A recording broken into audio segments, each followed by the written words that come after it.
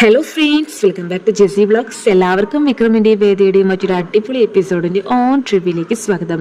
അങ്ങനെ ഇപ്പോൾ ഇതാ വിക്രമിൻ്റെയും വേദിയുടെയും ജീവിതത്തിലേക്ക് മറ്റ് ചില പുതിയ അതിഥികൾ കൂടെ കടന്നു വരികയാണ്. ഈ കടന്നു വരുന്നവർക്ക് തീർച്ചയായിട്ടും വിക്രമിൻ്റെ ജീവിതത്തിൽ എന്തൊക്കെയൊക്കെയോ ചെയ്യാനുണ്ട്, എന്തൊക്കെയൊക്കെയോ പങ്കുണ്ട് എന്ന് നമുക്ക് മനസ്സിലാവുന്നുണ്ട്. കാരണം നമ്മൾ കഴിഞ്ഞ നെക്സ്റ്റ് വീക്ക് പ്രോമിൽ കണ്ടതുപോലെ ഈ പുതിയ അതിഥികൾ വരുന്നതോട് കൂടിയിട്ട് വിക്രമിൻ്റെ ജീവിതത്തിൽ പല പ്രോബ്ലംസും പ്രശ്നങ്ങളും എല്ലാം ഉണ്ടാകുന്നതായിട്ട് നമ്മൾ കാണുന്നുണ്ട്. അപ്പോൾ നമുക്ക് നോക്കാം. അതിൽ ആദ്യം തന്നെ പറയേണ്ടത് ആ പെൺകുട്ടിയുടെ കടന്നുവരവാണ്. ആ പെൺകുട്ടി വരുന്നതോട് കൂടിയിട്ട് മൊത്തത്തൊരു പ്രശ്നങ്ങളും കുറേയധികം ദുരൂഹതകൾ നിറഞ്ഞ കുറേ കാര്യങ്ങൾ നമ്മുടെ വിക്രമിൻ്റെ വീട്ടിലുണ്ടാവുന്നുണ്ട്. വിക്രമിനെ മാത്രം എയിം ചെയ്തുകൊണ്ടാണ് അവൾ വന്നിരിക്കുന്നത് എന്ന് മാത്രം മനസ്സിലാക്കാൻ സാധിക്കുന്നുണ്ട്. അതുമായി ബന്ധപ്പെട്ട് അവൾ ആ വിക്രമിൻ്റെ വീട്ടിലെ എല്ലാവരെയും തൻ്റെ കൈവെള്ളയ്ക്കുള്ളിലേക്കാക്കാനും അവൾ ശ്രമിച്ചിട്ടുണ്ട്. അതിൻ്റെ ഭാഗമായിട്ട് കുറേ സന്ദർഭത്തിൽ എല്ലാവരുമായിട്ട് അവൾ അടുക്കാൻ ശ്രമിക്കുന്നുണ്ട്. ഒരു ദിവസം നമ്മുടെ കമലാമ്മയും വേദയും കൂടെ പച്ചക്കറി വാങ്ങിക്കാനായിട്ട് മാർക്കറ്റിൽ നിന്ന് പോയിട്ട് തിരിച്ചു വരികയാണ്. ആ ഒരു ടൈമിൽ കമലാമ്മയുടെ കയ്യിലുണ്ടായിരുന്ന പച്ചക്കറിയൊക്കെ താഴെ ഇങ്ങനെ വീട് പോവുകയാണ്. അപ്പോൾ പിറകിൽ നിന്ന് ഇവള് വിളിക്കുന്നുണ്ട്. തൊട്ടടുത്ത് വീടാണല്ലോ, പിറകിൽ നിന്ന് വിളിക്കുന്നുണ്ട്. എന്നിട്ട് പറയാണ്, കമലാമ്മേ ഇതെന്താണ് നിങ്ങളെല്ലാം പച്ചക്കറി കളഞ്ഞിട്ടേ വരുന്നതെന്ന് പറഞ്ഞിട്ട് അവൾ എടുത്തു കൊടുക്കുന്നുണ്ട് കേട്ടോ. അയ്യോ ഞങ്ങൾ ശ്രദ്ധിച്ചില്ല എന്ന് പറയാണ്. അത് കുഴപ്പമില്ല എന്ന് പറഞ്ഞിട്ട് ഈ പെൺകുട്ടി പറയുന്നുണ്ട്. ശേഷം പറയണം, കമലാമ്മ ചോദിക്കുന്നുണ്ട്, കുക്കിംഗ് ഒക്കെ അറിയോ നിനക്ക്, നീ എങ്ങനെ ഇവിടെ താമസം എന്നൊക്കെ ചോദിക്കുന്നുണ്ട്. അപ്പോൾ അവൾ ഞാൻ താമസിക്കുന്നത് ഞങ്ങളുടെ വീടെന്ന് പറയുന്നത് കുറച്ച് ഉള്ളിലാണ്, ഗ്രാമത്തിലാണ്. അപ്പോൾ എനിക്കിവിടെ ഒരു കമ്പ്യൂട്ടറുമായി ബന്ധപ്പെട്ട വർക്കാണുള്ളത്. അപ്പോൾ ഞാൻ ഇവിടേക്ക് വന്നിരിക്കുകയാണ്. ഞാൻ ഒറ്റയ്ക്കാണ് ഇപ്പോൾ താമസിക്കുന്നത്. അമ്മയില്ല. അമ്മ ഒരാഴ്ച 2 ആഴ്ചയ്ക്കുള്ളിൽ ഇങ്ങോട്ട് മാറാമെന്നാണ് പറഞ്ഞിരിക്കുന്നത്. അപ്പോഴേക്കും എനിക്കിവിടെ മൊത്തം ഒന്ന് സെറ്റാക്കേണ്ടതായിട്ടുണ്ട്. അതുകൊണ്ട് തന്നെ പ്രശ്നമൊന്നുമില്ല. എനിക്ക് പിന്നെ അത്യാവശ്യം കുക്കിംഗ് ഒക്കെ അറിയാം. അപ്പോൾ എല്ലാം ഒരുവിധം മാനേജ് ചെയ്ത് പോകുന്നു, വലിയ പ്രശ്നമൊന്നും ഇല്ല എന്ന് അപ്പോൾ പറയുന്നുണ്ട് കേട്ടോ. അപ്പോൾ വളരെ വിനയത്തോടു കൂടിയുള്ള അവളുടെ സംസാരം കേട്ടിട്ട് വളരെയധികം സന്തോഷിക്കുന്നുണ്ട് നമ്മുടെ കമല. ശേഷം ആ പെൺകുട്ടി പറയാണ്, എനിക്ക് ആകെ ഒരേ ഒരു പ്രശ്നം മാത്രമേ ഉള്ളൂ ഇവിടെ വന്നിട്ട്.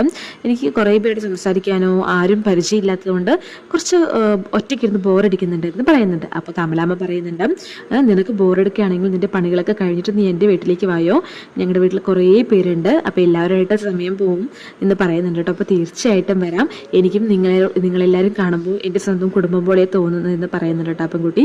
ശേഷം അവൾ പറയാണ്, വേദിയെ കണ്ടിട്ട്, വേദി നീ വളരെയധികം സുന്ദരിയാണെന്ന് പറയുന്നുണ്ട് കേട്ടോ. അപ്പോൾ കളിയാക്കാണോ എന്ന് ചോദിക്കുമ്പോൾ ഒരു കോംപ്ലിമെൻറ്റ് പറഞ്ഞാലും ആരും വിശ്വസിക്കില്ല എന്ന് ആ പെൺകുട്ടി പറയുന്നുണ്ട്.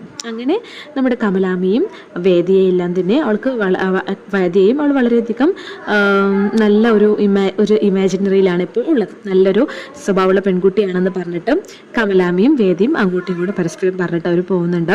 ശേഷം പിറ്റേ ദിവസം ആ പെൺകുട്ടി പാത്രത്തിൽ കുറച്ച് പായസവും അങ്ങനെ സംഭവമൊക്കെ ആയിട്ട് അമ്പലത്തിലെ പ്രസാദമൊക്കെ ആയിട്ട് വരികയാണ് കേട്ടോ. അപ്പോൾ വന്ന ശേഷം എല്ലാവരോടും വളരെയധികം സംസാരിക്കേണ്ട, സന്തോഷത്തോട് പെരുമാറുന്നുണ്ട്.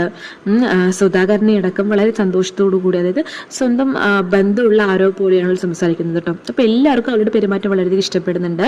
അവൾ പറയാണ്, ഇന്ന് അമ്പലത്തിൽ പ്രത്യേക പൂജ ഉണ്ടായിരുന്നു, അതിൻ്റെ ഭാഗമായിട്ട് ഞാൻ കുറച്ച് പ്രസാദം കൊണ്ടുവന്നിട്ടുണ്ട്, പിന്നെ വീട്ടിലുണ്ടാക്കിയ കുറച്ച് പായസമാണെന്ന് പറഞ്ഞിട്ട് അതൊക്കെ കൊടുക്കുന്നുണ്ട് കേട്ടോ.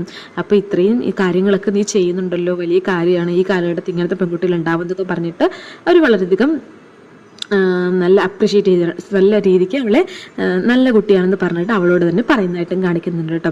അപ്പോൾ ശ്രീജയ്ക്കും എല്ലാവർക്കും വളരെയധികം ഇഷ്ടപ്പെടുന്നുണ്ട്. ശേഷം ശ്രീജ ഒരു മാർക്കറ്റ് കടയിലേക്ക് എന്തോ വാങ്ങിക്കാൻ വേണ്ടി പുറത്തേക്ക് പോവാണ് കേട്ടോ. ഈ ഒരു ടൈമിൽ ഈ പെൺകുട്ടി സ്കൂട്ടി ബ്രേക്ക് ഡൗൺ ആയിട്ട് വഴി നിന്നിട്ട് ആകെ ടെൻഷൻ അടിച്ച് നിൽക്കുന്നതായിട്ട് കാണിക്കുന്നുണ്ട്. അപ്പോൾ ശ്രീജ വന്നിട്ട് എന്താ സംഭവിച്ചെന്ന് ചോദിക്കുമ്പോൾ ഒന്നുമില്ല, ഇങ്ങനെ വണ്ടി ഇങ്ങനെ ബ്രേക്ക് ഡൗൺ ആയിരിക്കുകയാണ്, എന്താ ചെയ്യുക, എനിക്കാണെങ്കിൽ ഇവിടെ ആരും അറിയില്ല എന്ന് പറഞ്ഞിട്ട് അവൾ നിൽക്കുന്നത്. ആ ഒരു ടൈമിൽ കറക്റ്റ് നമ്മുടെ വിക്രം എത്തുന്നുണ്ട്.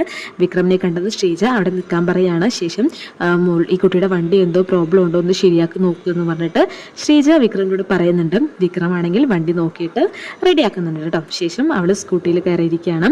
അപ്പോൾ ശ്രീജയോട് താങ്ക് യു പറയുന്നുണ്ട്, വിക്രമിനെയും താങ്ക് യു പറയുന്നുണ്ട് കേട്ടോ. വിക്രമിൻ്റെ ഏട്ടനെ പോലെ എന്ന രീതിക്ക് അവൾ സംസാരിക്കുന്നത്. വിക്രമും വളരെ സന്തോഷത്തോടെ കുഴപ്പമില്ല എന്നൊക്കെ പറഞ്ഞിട്ട് വണ്ടി എത്രയും പെട്ടെന്ന് വർക്ക്ഷോപ്പിൽ കാണിക്കണം ഏതായാലും എന്നൊക്കെ പറയുന്നുണ്ട്. അപ്പോൾ ശരി ഞാൻ നോക്കിക്കോളാം എന്ന് പറഞ്ഞിട്ട് പറഞ്ഞിട്ട് അവൾ പോകുന്നുണ്ട്. അങ്ങനെ എല്ലാവരെയും, അതായത് അവിടെ വീട്ടിലുള്ള എല്ലാവരെയും ഇപ്പോൾ എന്താ പറയുക, നല്ല അഭിപ്രായം, എല്ലാവരിലും നല്ലൊരു അഭിപ്രായം ഉണ്ടാക്കാൻ അവൾക്ക് സാധിച്ചിട്ടുണ്ട്. നമുക്ക് വെയിറ്റ് ചെയ്ത് കാണാം എങ്ങനെയാണ്, അതായത് അതായത് ഈ വന്നു കയറിയിരിക്കുന്നവൾ നല്ലവളാണോ അല്ലെങ്കിൽ മോശപ്പെട്ടവളാണോ എന്ന് നമുക്ക് വരുന്ന എപ്പിസോഡുകളിൽ കണ്ടറിയാം. Thanks for watching.